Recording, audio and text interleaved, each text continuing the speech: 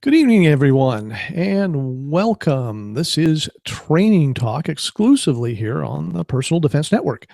I'm Grant Cunningham, and this is the show where we talk about you, about your life, and how to protect it. In the next hour, we're going to explore how you can prepare and equip yourself to face that worst case scenario and keep you and your family, your loved ones, safe from harm. Now, you're probably aware that it's a political season. We've got a presidential election going on, and you will be happy to know that we don't do politics or religion on this show. And you're not going to hear fringe commentary or loony conspiracy theories, just responsible information that you can use right now. It's the reasonable approach to self-defense and personal security, and I hope that you like it. And hey, if you do like it, if you like reasonable and responsible and apolitical and all that kind of stuff, would you do me a favor and share the show with your friends and your family and your coworkers, your relatives, your neighbors, your UPS driver, anybody that you think would benefit from this great personal defense information that we put out here on Training Talk, and of course all the other stuff that we put out here on Personal Defense Network. So if you would share it on your social media, that would be really great. And I know that your friends and your family and everybody else will appreciate it too. So good evening. It's fall here, and as you notice, all summer I was in a t-shirt here in the office, and now I've got my pullover on. It is fall in most places in the country, except for Arizona and places like that.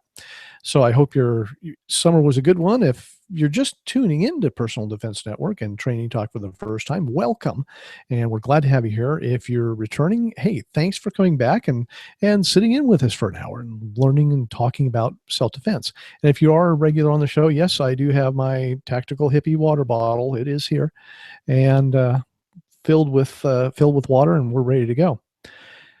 I was going to talk about, I was going to rant about something tonight, and unfortunately, news events have kind of preempted that a little bit. So I want to talk for just a minute before we get started with our guest tonight.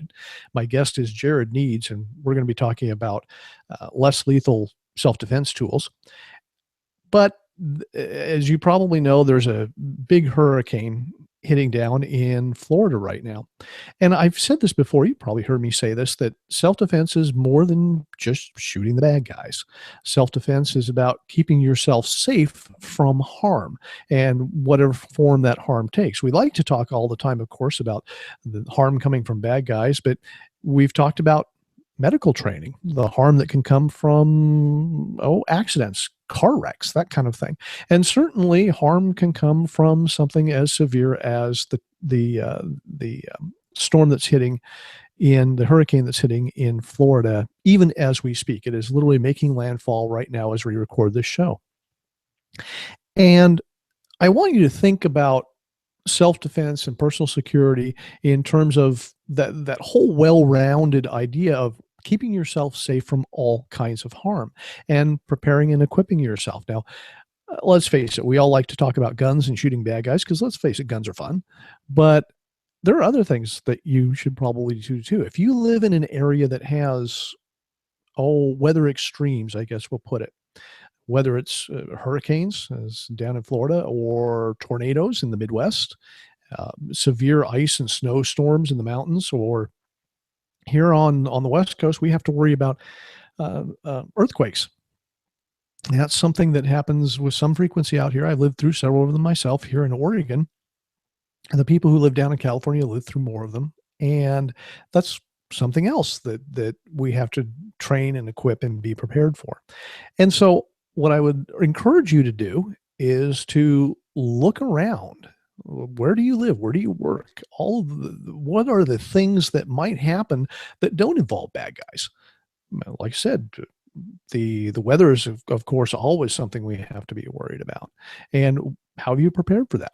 Do you have enough supplies on hand to weather a storm? I was watching the news reports from Florida, and I don't mean to pick on the Floridians at all, but there are always that group of people who just really aren't prepared and who are running to the store in, a couple hours away from a hurricane making landfall, expecting to find bread and milk and batteries, and they just aren't there. Those are the things that you should prepare for ahead of time, and that's what we talk about here at Personal Defense Network, is preparing for these things ahead of time so that you're not surprised or caught off guard when things happen.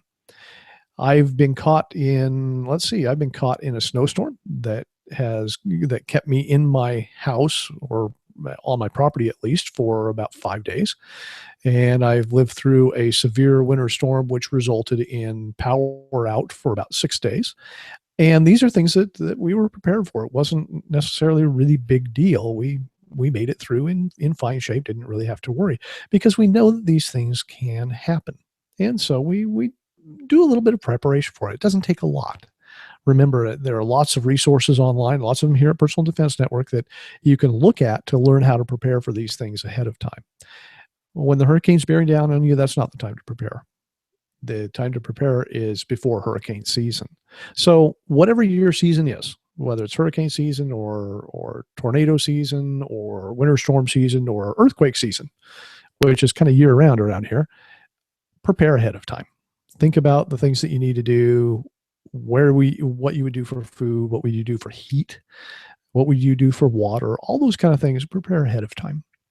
As I said, the last thing you want to do is be that guy who's going to the store, at the last minute and trying to get milk and bread and batteries. By the way, I'm a big fan of rechargeable batteries. And anyway, so as I said, a sad situation in Florida. They're going to be hit pretty hard tonight. And apparently in the northern half of the east coast of Florida, which doesn't get really strong hurricanes very often. In fact, this one is apparently going to be the strongest in over 100 years up there. So everybody in Florida, our best wishes are with you. I know you're not listening to the show now because you've got better things to do, but our best wishes are definitely with you. And the rest of us will certainly do what we can to help, should that be needed. Anyway, on to other things tonight, because we do have a special guest to talk about an article that he wrote recently here on Personal Defense Network. And I'm going to bring this article up here. Whoa, let's see if I can find this thing. I'm going to bring this article up so you can see this. I got to find the screen share button. I hope this works.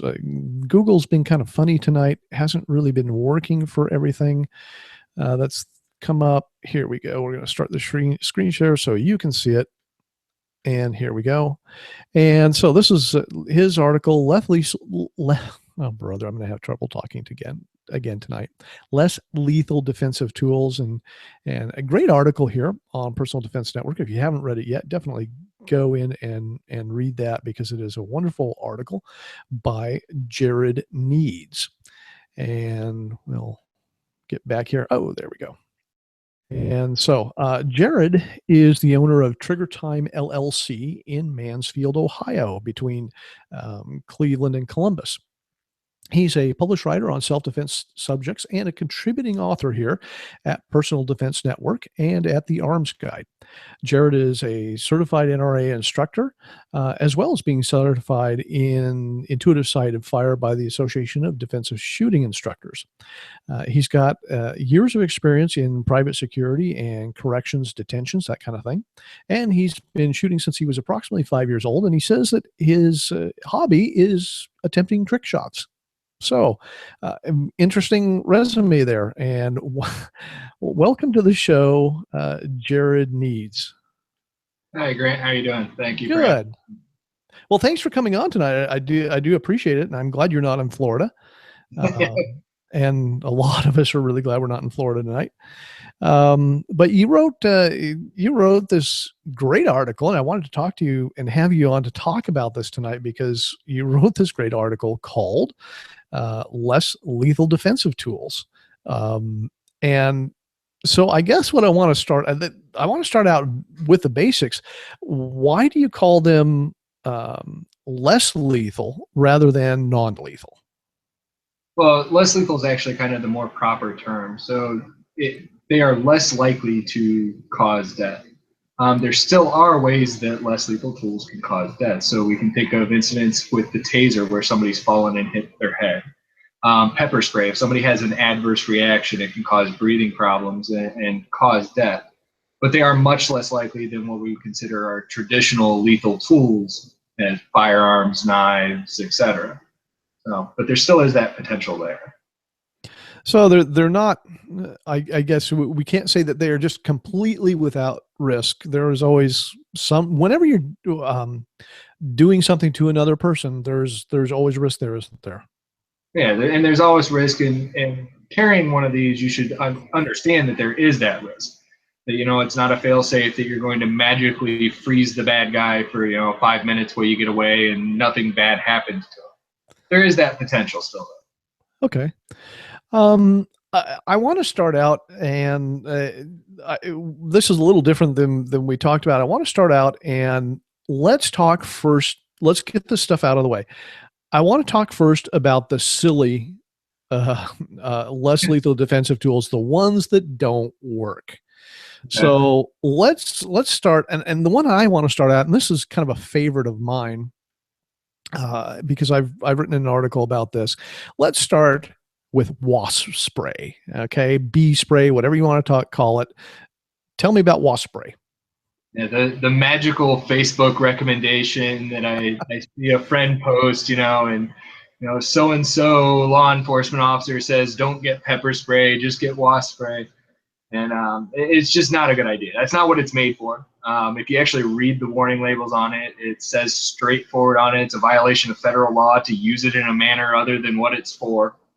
It's not that it may not work. And improvised weapons, if that's what you have in that worst case scenario moment, by all means do what you have to do. But we shouldn't be planning to use an improvised tool. We shouldn't be planning for the lamp to be our way that we're going to fight off the bad guy. We want to have a little bit better of a plan in place, and something that's been proven to work, that's been used and tested, and make that more of our plan rather than our last resort that we're going to just pick up whatever we can.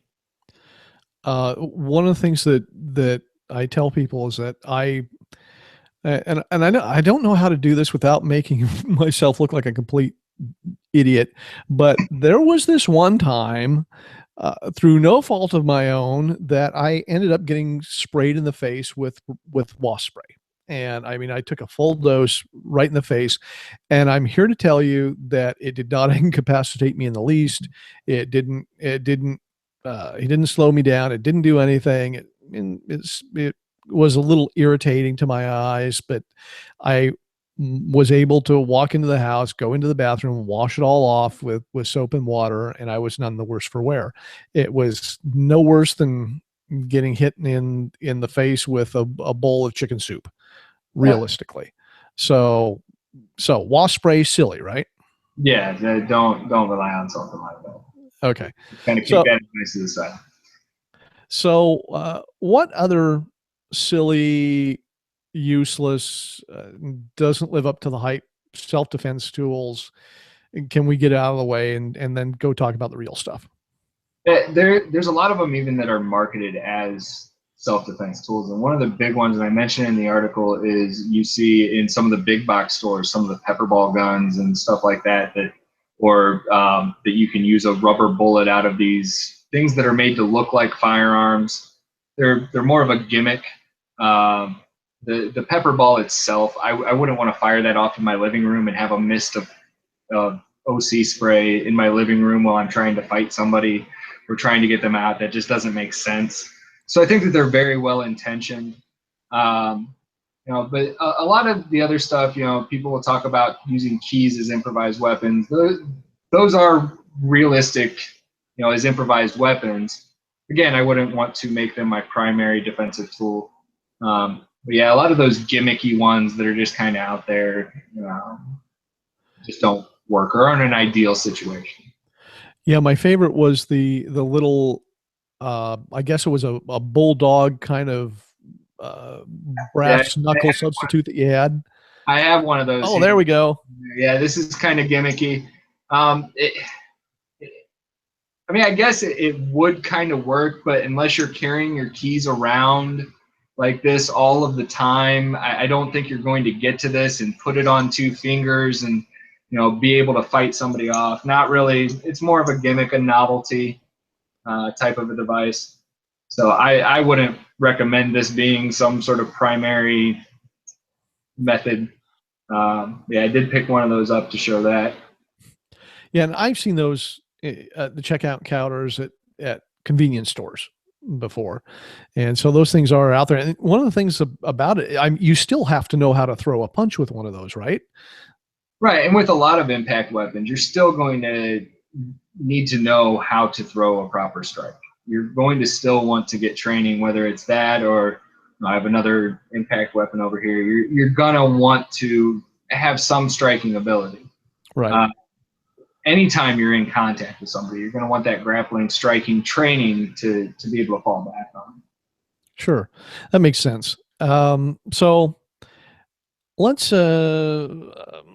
one of the things that you mentioned just a second ago, and I think this is important to talk about, is that a lot of these things that we're going to look at require you to be in contact with your attacker, correct? And so once you're in contact, that's a significantly more dangerous and difficult problem than if you're at 2 arms reach or beyond 2 arms reach, correct? Right. Yeah. So if we're defending ourselves, distance is our friend, unless we're up against a firearm where it can travel a great distance. If we can keep that distance against somebody who is threatening to punch, stab, the more distance we have, the better. If somebody's got a knife and wants to stab me, I want to be a mile down the road. I'd rather be down there where I'm safe instead of being in contact. So that's kind of a last resort. We don't want to get there unless we have to. The truth of the matter is, though, a lot of times in personal defense, we do end up there. So that's why in firearms training, you see, classes where you're in contact and using a firearm versus all of the training being back at 21 feet, because we do realize that can happen. It's just not ideal, and it's not where we want to have to be to use our defensive tools. Okay. So let's, excuse me while I swallow. Let's talk a little bit then about generalized categories of less lethal defensive tools. And let's start with, since we were on the subject of impact tools here a second ago, let's talk about the broad category of impact tools. So what are some of the impact tools that are available that actually do work? And let's talk about some of the pros and cons and training requirements of these things. Okay. So impact, you could really go all the way from anything from a bat down to the smaller. You have even mini batons, things like that are going to help you to increase the effectiveness of your strike. Okay. Again, though, you need to know how to strike. So the tool itself becomes secondary to that ability to strike. So I'd recommend anybody, if they're going to get something like this, needs to go to a qualified instructor and a good instructor who's going to teach striking and teach, all that. I have another one here that this is a monkey fist, ball bearing wrapped in the paracord. So you can get a good swing with this. It is a little bit easier to use than something where you're throwing an actual punch. But still you're in contact in where you want to know how to strike, once you're in that situation as it is. So, but this is a little bit better than, our pit bull novelty. So with something like this, if you're going to carry something like this, you can see it has the keychain on it. You're going to want to have this kind of in your hand with your keys, not shoved into a purse, shoved into a pocket where you aren't going to be able to get to it anyway. It does look pretty inconspicuous if you're carrying it. I've seen people even talk about carrying it with the keys dangling, and you can use the keys for the strike. It's a little bit less conspicuous, but you can actually have it in your hand and ready while you're walking to your vehicle through that parking lot. It's a little bit better than something, more novelty-wise. So that's and I've seen these things. Actually, I've seen a police officer once break a window with one of those getting into a car, and it's kind of the modern day equivalent of the old leather sap, isn't it? Yeah, kind of that same type of, you're going to get momentum from it swinging. Right. and increase the effectiveness of that strike. So much So, better than the novelty one. so you talked a little bit about like the Kubatons, things like that. What other impact devices or impact or control devices out there that people might want to consider as a less than lethal alternative? I mean, you could go up to smaller batons, folding batons, stuff like that, but then you're getting into more of difficult to carry. So you're going to want the little stuff like that, or the monkey fist type of Okay. device for an actual device. Now, what about people who might need a cane to walk with? A Yeah, oh cane yes, becomes an impact weapon, right? yes. A cane works great as an impact weapon. The only thing is, the guys that I've seen saying that, I never see walking with a cane. Uh, so, I had an instructor who said that, and he would talk about it, and going through the airport with his cane, and they can't. But I never saw him walking with a cane. I think it's great in theory. A lot of times, the people with a cane are going to have some trouble striking as it is. So. Okay. All right. I suspect I know an instructor who very often recommends that, and to his credit, on occasion he has used a cane, so I'll give him extra points for that. Props to him. Yeah. Okay. So impact weapons, various things you can carry with you, including that modern day equivalent SAP, the monkey fist. Let's transition. Let's talk about the various chemical alternatives, and we kind of destroyed the wasp spray a little earlier, so this does not include wasp spray. But what are the chemical alternatives? What are they made out of? What should people be looking for? What effect do these things have? So you've got your traditional OC sprays, and then I actually have this. It's Saber 3-in-1, and this is actually an Elysium capsium mixed with CS gas. You really want to look out for, a lot of them will boast a high Scoville unit, but what most of the manufacturers, at least your reputable, your Sabers, your Fox, Mace, are talking about now is major capsinoids in the spray. What you're seeing is some jading with the numbers. So they'll measure the Scoville units directly off of the pepper extract and not off of the mixture with the spray. So you're only getting a small percentage of that in this. Oh, So they go with the major capsinoids in this. I have been exposed to this once. It was not fun.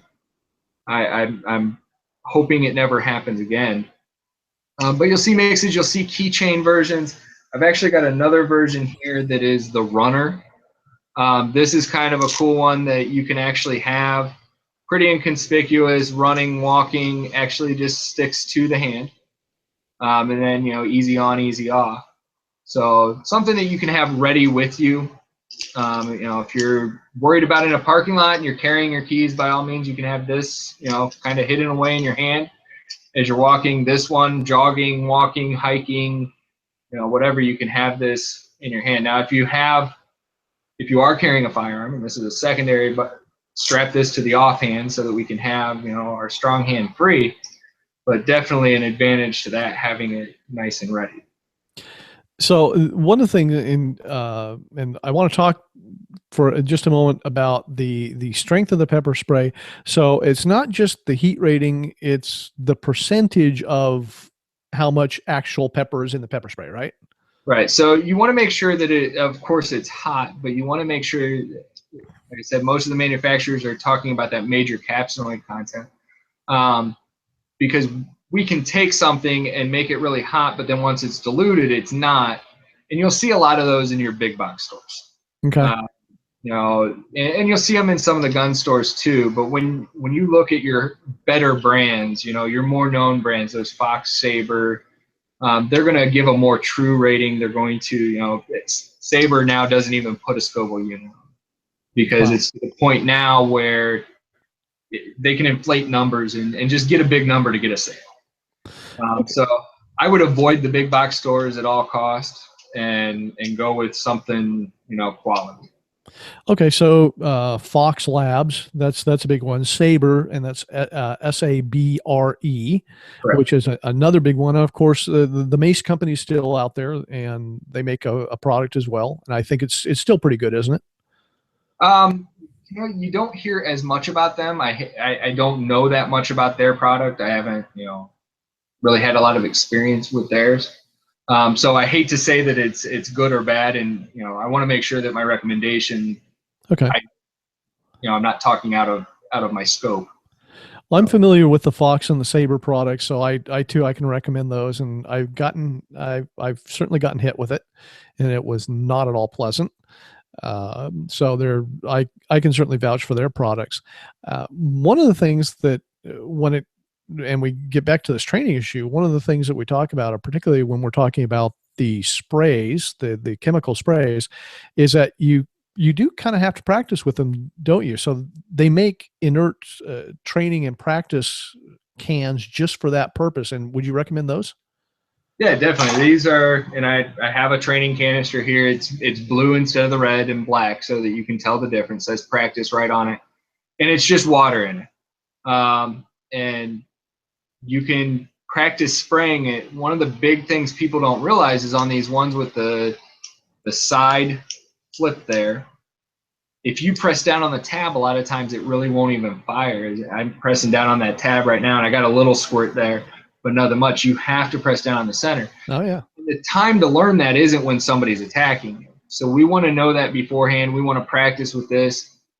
Also see how it's going to, fire so that we can see and get a good spread. They actually make targets for this. It's just a head that you can get the sweeping motion back and Wow.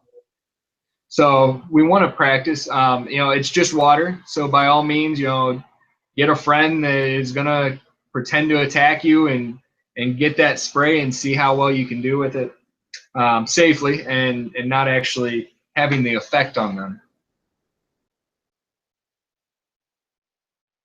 I muted myself. I think that's a great idea because, as you said, I think a lot of people use these things and don't really realize how far they go or what the spread is or what they have to do to actually activate it. And so I'm a big fan of the inert training canisters. And in fact, that's one of my keys to a quality product. If they don't have an inert practice version of their product, it's probably not a very good one. Yeah, and you definitely have to have that training. And also, I think a lot of people take that baby blanket approach. A lot of people with pepper spray, they'll say, oh, my grandma bought me pepper spray. And I'll say, well, can I see it? And they'll go, well, it's in the car. Or they dig through their purse and could never get to it, So if you're going to carry it, practice with it, make sure it's readily available. It's not just something decorating your keychain because it looks cool. In fact, I think that's an important thing to point out. And I don't want to make this I don't want to make this sound sexist at all, but especially this was the case in the 90s when a lot of women started carrying pepper spray, and they would get the pepper spray that came in a little kind of a leather carrier. It had a flap on it and a keychain at one end, and they'd stick this thing in their purse. And of course, it would work its way to the bottom. And aside from not being able to get to it, a lot of them never practice deploying it. You have to get the flap open, then you have to defeat the safety on the canister, and only then can you use it. And so a lot of there are a lot of women I know who were attacked who had pepper spray in their purse that just couldn't use it because it was buried someplace where they couldn't get it, and they hadn't practiced getting to it.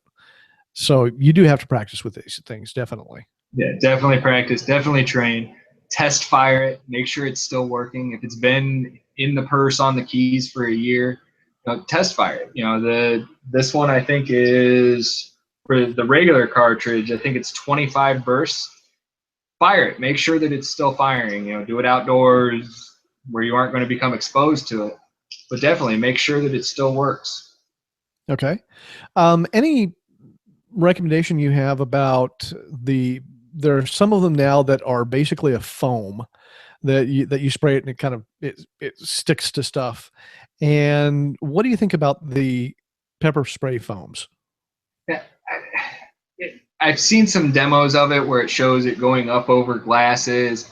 I don't know of a case where somebody was sprayed that was wearing, typical eyeglasses where that stopped them from being affected. Doesn't mean it's not out there. I've just never heard of it. So I'm not really a fan. I don't see a huge advantage. So I just stick with the regular spray and the stream. If you can get somebody, you spray, it's going to go forehead down. It should be pretty effective. Okay. So spray, and one of the issues that I'd seen some people talk about the foam is that it doesn't aerosolize as much, and so people don't get it into their lungs. And I've got to tell you, that's probably one of the most distressing parts about getting hit, is getting that stuff into your lungs and that feeling that you can't breathe. And there was some indication that that didn't happen very much with the foam type products. Yeah, which I definitely know could be the case. And you are right. The breathing, people think of the burning, but once that gets into your nasal passages and you start getting the mucus flowing, and it's really a disturbing feeling once you've been sprayed. So yeah, that brings back bad memories about that. It was wow. It was because I didn't know what to expect that first time. It was just yeah. so. One of the things that a lot of people believe about pepper sprays and chemical sprays in general is that they'll just drop anybody in their tracks. And so I guess we should probably talk about, does it drop everybody in their tracks every time? Definitely not. So, of course, if you get a quality spray, it's going to have a better chance of being effective. And they are very effective, but there are people out there that it just doesn't affect. There are people out there that it does have an effect, but they're able to fight through it. If we look at law enforcement training, and that most law enforcement agencies are sprayed and contaminated with it, and then they go through a course where they have to continue fighting. They have to go through and do baton strikes. They have to go through and be able to, fire a weapon, or, a pretend blue gun, be able to do all that. People can fight through this. So it's not 100%. We definitely have to understand that it's a great option, but it's not something that you're going to pull out and instantly you're safe. Okay.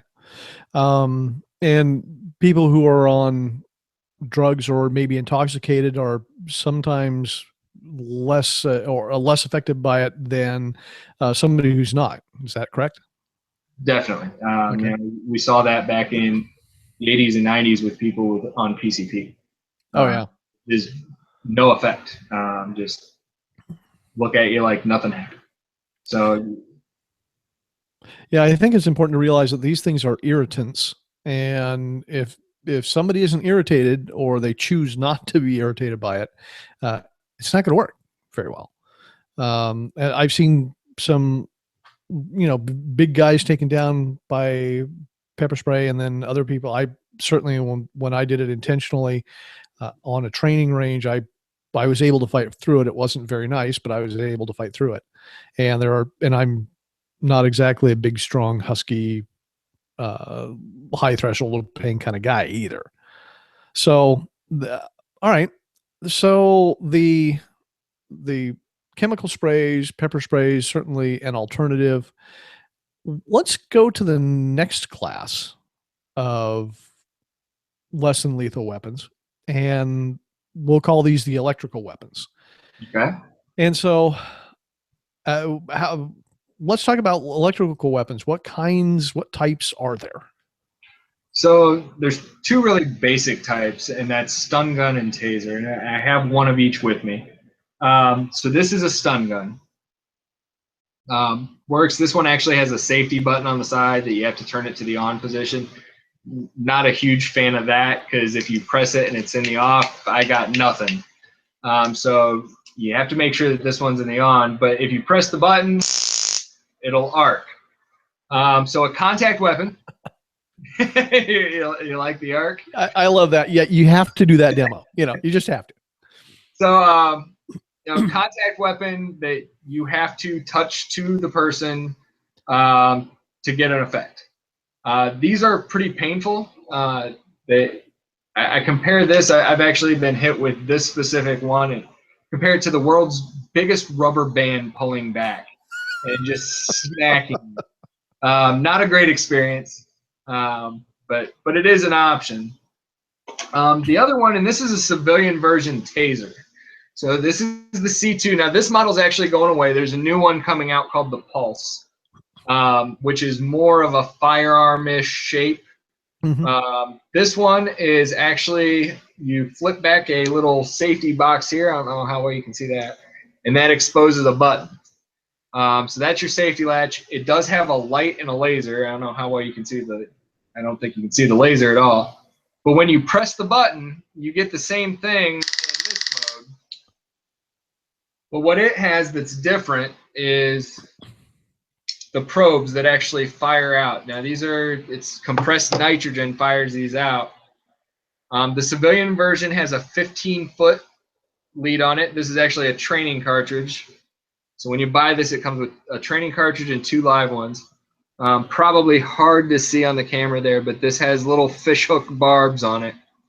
These fly out and embed into the person, and it conducts the electricity from barb to barb. So a little bit different, not really pain compliant so much as immobilization. Our bodies fire by electricity. That's how our muscles fire, and this causes those muscles to just tighten, and you can't move. It's a little bit different than the stun gun. Now, if that does fail, you do have the option of what they call the drive stun, similar to a stun gun. So a little bit of a backup there, but completely different animals. But they seem to be used interchangeably. Yeah, I know a lot of people will call stun guns tasers, and they are not the same. And I've not been hit with a taser. I have witnessed people being hit with a taser. I was smart enough not to do it this time. And I've personally been hit with a stun gun, and the stun gun in no way immobilized me. It hurt, but it did not immobilize me at all. But the people that I've seen hit with tasers are immobilized for the amount of time that thing is on. Right. In the civilian version, it's actually very cool. And I won't do the whole thing, but it's a 30-second ride. So the idea with this is you press the button and I'll let it run. It'll actually change the pulses.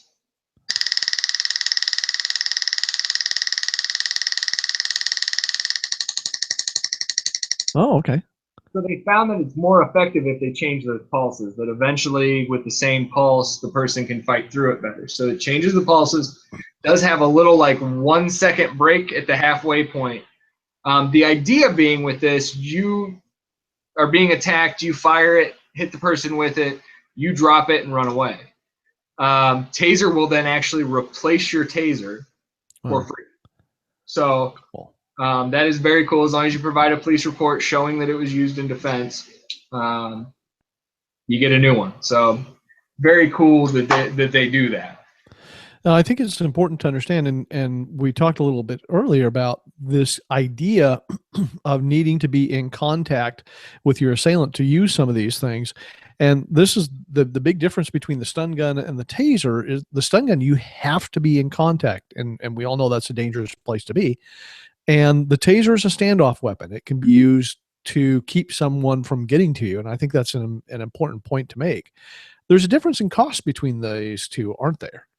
Quite a bit. The stun guns, I've seen those as cheap as just over $10 online for some of them. I think probably more of an average of about $20.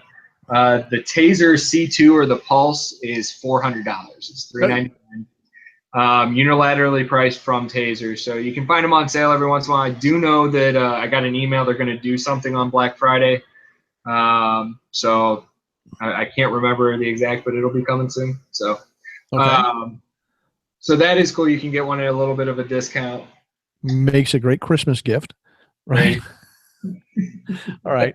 But I think that when we talk about the folks, the stun guns just they really don't work. The tasers do. So if you're going to pick an electrical weapon personally, I would say spend the money, buy the taser. Right. If you're serious about your personal defense, would you say the same thing? Right, and we talk about in firearms, you're most likely stop being a psychological, but we never rely on it. Right. And the stun gun does have that effect. It can get a psychological, but if you get a good determined attacker, they can fight through that. You're going to be zapping them and making them more and more angry until they get that stun gun away from you. With the taser, you at least have the incapacitation at a distance, hopefully. And if you don't, you do have the backup at least if you get in contact. So you kind of get a little bit of both worlds with it. Okay. One of the things about the taser, it does require some practice to use properly, because it being a projectile weapon, you do have to aim it. You do have to make sure that it hits, and you have to make sure that it hits in a relatively large area, because the further apart those barbs are, the more effective it is. Is that correct? Correct. So you have one barb that shoots out straight, one that's off at an 8-degree angle. I actually did some looking today, and at 5 feet, that ends up being about 9 inches. Okay. So that's a good spread. I've heard about 7 inches is what you want to have. But so you do need to remember that if you are closer than that and you shoot and you don't have that spread, it may not be as effective. We see that in some of the quote unquote taser fail videos where it doesn't subdue somebody. Okay. The other thing is, and actually kind of the reason behind why I first wrote the article, I had a student who was having trouble getting hits in a firearms class. And the taser came up and she said, "That's what I need." And I said, "No, that's not what you need." You're having trouble getting one thing to hit, but now you would have to have 2 things hit, and one of them's being fired at an off angle. So it makes it more difficult to get your hit. Practice with the firearm or whatever device you're using to get those hits, and then if you want to go to a taser and be able to get that effective hit and drop somebody, okay, we'll go to that. Okay. So there are really kind of 2 classes of people, I think, that we talk about when we start talking about these less lethal tools. And we first talk about those people who carry them as their primary defensive tool. That's kind of what we've been talking about this whole time. There are a lot of people who don't want to carry a firearm, and for whom a less than lethal tool might be really the only defensive tool that they can carry and use. And for some people, it may be a matter of licensing. For others, it may be a matter of jurisdiction. There are a lot of places in the United States still, California, Hawaii, places like that, where it is difficult or impossible to get a concealed carry license. The other side of that are the people who do carry a firearm with them. Is there a place for the less lethal tool for somebody who does carry a firearm? Absolutely. So I carry a spray with me. I don't want to ever have to kill somebody. There's times when using a less lethal can be justified, but shooting someone and using lethal force is not. So there are those situations that having that other option. I had an instructor when I first started teaching at a place that I went to down in Columbus that told me that if your only tool is a hammer, every problem has to be a nail. And so having some sort of an option of what we can do rather than we're always just going to have to shoot first is great. Now, I'm never going to suggest that if the guy is coming at you with the big serial killer Mike Myers knife, well, let's try the pepper spray first. But it definitely does have its place when somebody's coming maybe with just fists, that maybe you can do something like that rather than having to shoot. Yeah, there's a lot of, and I've said this before, in fact, I think I said it again today. The firearm is a very, very efficient tool for a very, very small and specific cases of interpersonal relationships. There are a lot of other problems and incidents that don't justify the use of lethal force, but you still want to get somebody away from you. And the less than lethal tools properly employed I think are probably a good choice for that. And now, you said you carry spray with you. Do you carry any of the other less lethal defensive tools with you? No, I generally carry the spray. If you if you carry the spray, eventually you're going to be carrying a full duty kit. If I'm gonna strap on a taser, and okay, now I'm gonna, by the time you have the gun, mag, I carry a can just like this. This isn't mine. This is one I open up a package on, but a can just like this on my keychain. The taser would be great, but by the time you have that firearm now, I'm having to wear an overcoat for a cover garment. So, Right. So yeah, but I think this is more of the taser is more of somebody who's leaning towards not carrying a firearm. Okay. Than what maybe something smaller like the spray or something like that would be. Okay, I think that's an important point, because the taser almost has to be worn, or at least be able to access it like a firearm. It is somewhat large, and you do have to get it out of its storage place and into action, and it's very much like a firearm in that regard. So again, the taser in the bottom of the purse is no better than the pepper spray in the bottom of the purse. Well, any defensive tool carried in the bottom of the purse is just bad. So we won't discuss purse carry. That's for a different subject. But the taser is going to be that more of a carrying in a holster. It does actually come with a holster. It's not a great holster. Okay. Honestly, it's one of the just regular nylon ones. If you were to carry the taser and a firearm, you want to make sure, especially that Pulse model's coming out. We had there was a reserve law enforcement officer that thought he was firing his taser and accidentally fired the gun. So we want to make sure that there's a big distinction. If you watch law enforcement, they carry it on the opposite side cross draw to try to eliminate that from happening. So I'm kind of more of a fan of the C2 design for that reason, because it does distinguish itself. It's a little bit different than the new firearm looking one. Yeah, that one reminds me of the Star Trek phasers, modern Star Trek, not James Kirk Star Trek. The James Kirk Star Trek was more like a pistol. The modern Star Trek is more like that device. In fact, it looks a lot like it, surprisingly enough. So cool. What other less lethal defensive devices have we left out of this discussion? The firearms-based ones, you'll see those a lot. I think those are more gimmicky. If you're buying a firearm, it's a firearm. It's not a less lethal tool. So I actually picked up, this is actually a projectile from one. It's a 12 gauge round. These are used by law enforcement for riot control. Right. These are actually, they fire these mostly at the ground, bouncing up, hitting people. Beanbag rounds, are used for the suicidal guy that, is not a danger to somebody else, and you can take him into custody that way.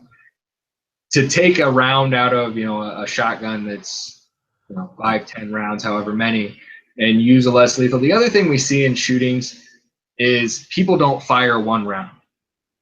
They're scared. They're going to fire multiple rounds. So if I put this into a shotgun and I think I'm going to shoot him with this and I'm going to see whether or not he's still a threat, we just don't see that on video. People fire multiple rounds. So it's well intentioned, I think, in the idea of, well, I don't want to have to kill somebody, but if it comes to that point, this probably isn't the best thing for you. Yeah, I think those are probably more dangerous than anything.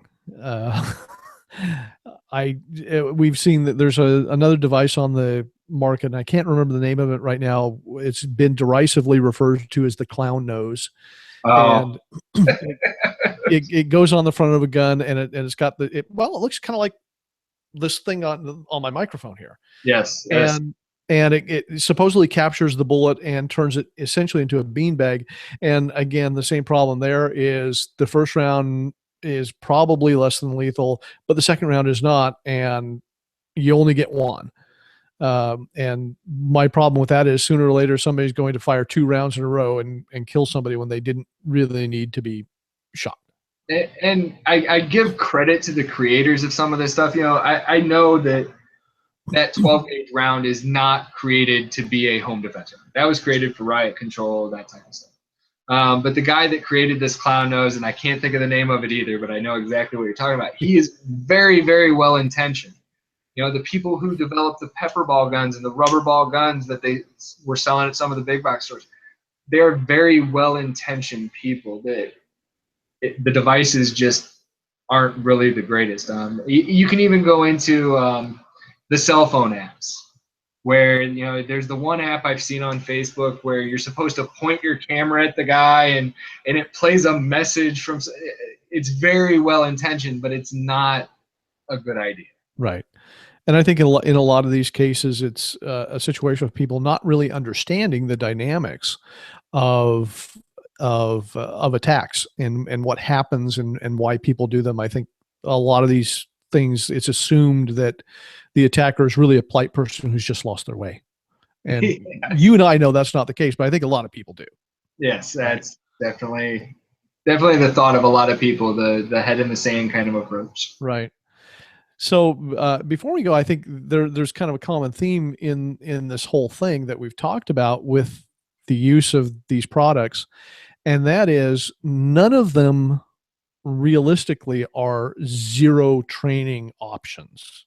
They all require some level of training or some level of practice, perhaps not to the extent that you would have to practice a martial art or certainly shooting, but there is still a requirement to do some practice and maybe some training to use them effectively, right? Right, and that's with the pepper spray. The reason I have this training canister is I started selling some spray in my classes, but I'm an instructor, not a salesman selling pepper spray. So I refuse to sell it to a student until I want you to learn how to use this. That's my role, is to teach, and I want people to walk away going, I really do have a grasp on how I'm going to use this. I can carry my keys with it. They understand it and they're better protected. I don't like, I mentioned the baby blanket approach earlier, where they're just, they do things that make them feel good, but really doesn't protect them. And I don't want to ever be an instructor that's teaching them baby blanket, feel good stuff. Well, that's a mark of integrity in an instructor, and that's one of the things that people should look for. So to close us out, Jared, I want to thank you for being on the show. Why don't you tell people how they can find you and get in touch with you? TriggerTimeOhio.com is our website, and then we also have the Facebook page, facebook.com/TriggerTimeOhio. PDN, posting articles on there. I've got some more that need to work on, so get stuff submitted. I definitely appreciate you having me on, Grant. It's definitely been fun. Hey, great. I appreciate you coming on, and we'll look forward to some of those upcoming articles, and we'll no doubt get a chance to talk to you on future shows. All right. Thank you much.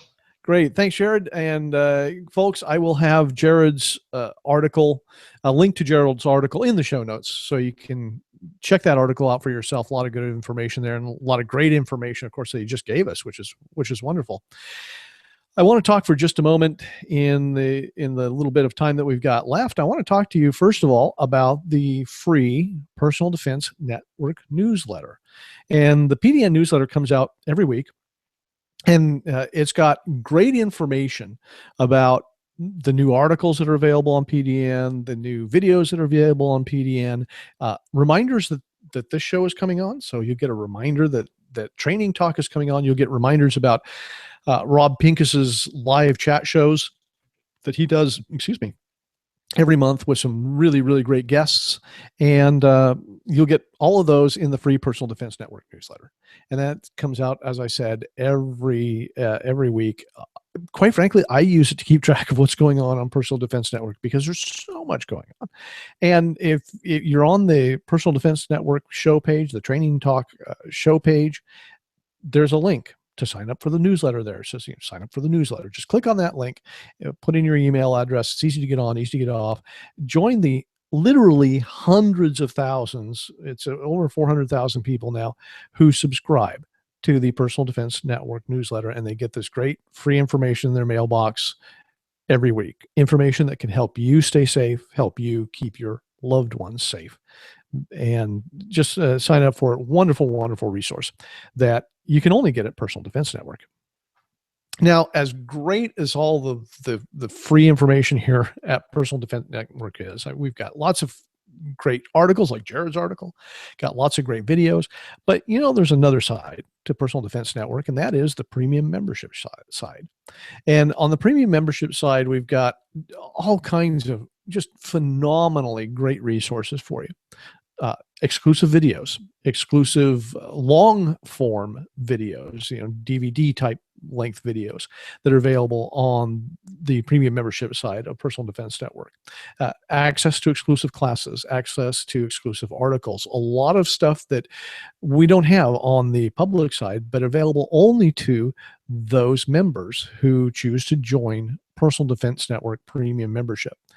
I've been a premium member since we started it. And I still haven't seen everything that's there. There's just a ton of great information on all kinds of topics on the premium membership side. Now, premium membership is usually, I think, $34.95 a year. And I get that that's kind of a little bit of a chunk to drop on something that you're not entirely sure of. But I'll tell you what, we'll make you a deal.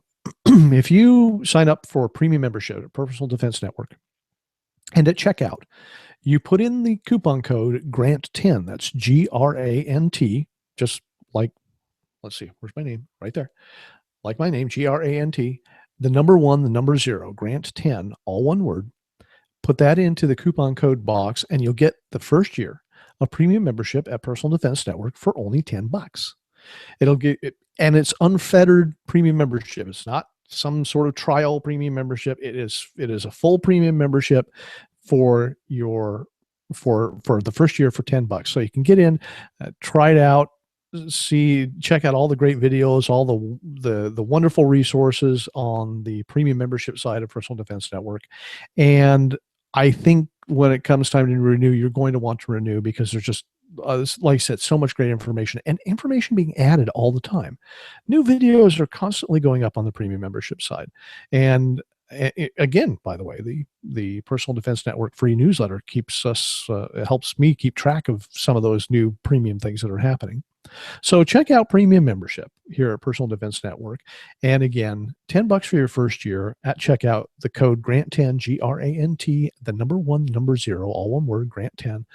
And that'll get you your first year for only $10. Check it out. I think you'll like it. So I appreciate you joining us for the show tonight. From Jared, Jared needs from Trigger Time, great information on less lethal defensive tools. And if you want to send me an email, if you want to ask a question or comment on the show, first of all, you can always send an email to grant@grantcunningham.com. Grant Cunningham, of course, is all one word, grant@grantcunningham.com. And I love to hear from you. I get a lot of great feedback, a lot of great questions, and a lot of great comments. Of course, comment here on the show page and tell us what you think. Ask questions. We'll try to get to them in a timely manner. Of course, don't forget the Personal Defense Network Facebook page. We're on Facebook, of course. We're just all over, so you can get a hold of us anytime. And don't forget the free Personal Defense Network newsletter, the premium membership for only $10 with the code GRANT10, GRANT, the number 1, the number 0. And we'll look forward to seeing you for the next Training Talk episode, which is coming up 2 weeks from tonight, which is October 20th. That's Thursday night. Remember, it's always the first and third Thursdays of every month. So Thursday the 20th, again at 6 p.m. Pacific and 9 p.m. Eastern. And we'll have a lot of great information on that episode as well. Lots of neat stuff to look forward to, and I'll look forward to seeing you then. In the meantime, remember, stay safe, prepare and equip yourself to face that worst case scenario and keep your family and yourself safe from harm. And we'll be glad to help you here at Personal Defense Network. Until our next episode, I'll see you then.